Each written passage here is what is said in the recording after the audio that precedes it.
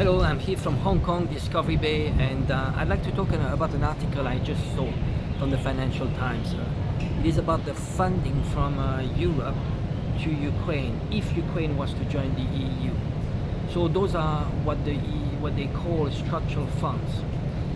So whenever the concept of the EU is that you have they attract poorer countries and they need to put those countries at the same levels as other EU countries.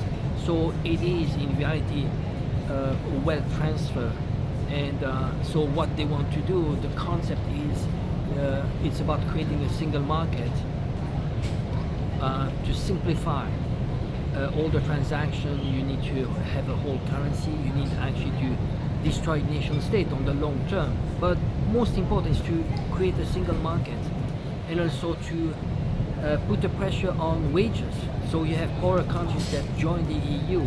They are going to put pressures on the rest of the EU, and it's a good way just to control better the people.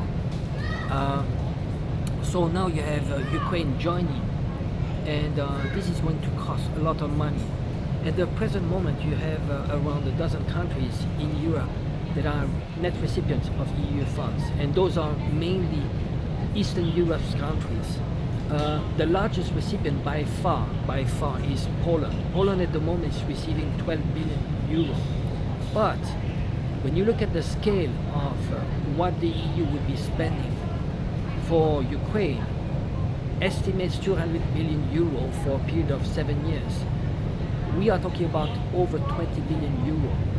So that would make pretty much all the countries to pay for Ukraine. There would be no more net recipients of EU funds except Ukraine and Poland. And the interesting part is that when you look at how much Poland and Ukraine are paying, investing to their defense, you would have pretty much in reality Europe funding the defense, or call it defense, it's more like an aggressive force of Poland and Ukraine. And look at where they are located. They are located in the east, at the border with Russia. So now people are going to start to realize the real cost of this Ukraine operation, these aggressions towards Russia. And there are multiple costs, and it's massive. A lot of people, they focus on the 100 billion euro that Europe has been funding in transfer of weapons and transfer of money, and this is actually only the tip of the iceberg. Let's say 100 billion euro. If we keep on doing that, next year it's going to be another 100 billion euro. We don't know how long it is going to last. Because of the increase in military spending, you have most of European countries that are aligned with NATO are going to raise their military spending to 2%. So this, if you calculate over a period of time of let's say 20 years, we are talking about probably $1 trillion of extra military spending to be aligned with NATO standards. So this is going to make the military industrial complex richer.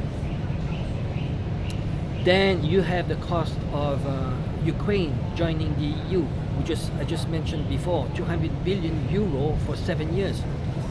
If we are talking about 2 decades, that is going to be $500 billion or €500 billion. It's about the same exchange rates. Now, reconstruction cost. They gave a figure of 400 billion euro. This might actually increase. It would be possible that maybe over a period of 20 years it could be €1 trillion or dollar. Then you have other costs. The cost of losing Russian markets. It's very hard to put a figure on that, but we are talking about tens of billions of euro, dollars that has been lost for European European corporation, and actually those are jobs that lost for Europe. So loss of market. Then you have inflation.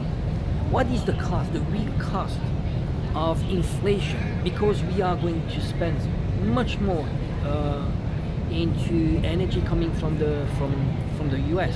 You are going to buy expensive polluting LNG gas from the US, and this is going to create inflation. If you accumulate all this inflation over 2 decades, we are talking about $1 trillion. What else do we have? We have the cost of deindustrialization. Because our industries in Europe are going to be too expensive, they will have to delocalize. They will have to leave Europe, they will have to go to the US or maybe to Asia. Now, because of the sanctions, many countries, institutions, rich people are taking away the money they have in Europe because it's too dangerous. They can do sanctions, they can seize your money. There's a cost of de-dollarization and the loss of status for the EU currency because we did the stupid thing of seizing Russian assets and freezing actually whatever was in euro or dollar. We are losing, or on the financial stage, world stage, we are losing our financial position. And also de-dollarization, we will not, for the US, the US will not be able to print that debt like they used to, because you lose your status of global currency. Then there's a cost, political cost. There's a cost of isolation. They say they isolated Russia. It is not. It is actually exactly the opposite. It's a cost of isolation. So it is really important to look at the real cost, and especially for Europe. We are probably talking about $10 trillion or $20 trillion over a period of 20 years. If things stays the same, and we are completely decoupled from Russia, and we really isolate ourselves, and we keep on funding Ukraine, and we keep on doing this transfer of wealth towards Ukraine, towards the military-industrial complex, towards those globalist elites, well, average citizen in Europe is going to suffer. And so it is really important just to make a difference. It's one thing to send weapons, and the relative cost is not huge. It is painful, but it's not huge. But this is only the tip of the iceberg of the coming pain that is going to afflict average workers in Europe. Again, this is not going to be a pain for multinationals, all those globalist elites, but it's going to be a huge pain. Just take inflation. What is inflation? It means $1 that you had in your pocket last year, you are going to be able to buy less next year. And if you accumulate this through time, that is going to cost a lot. Deindustrialization, inflation, all this is going to destroy European economy.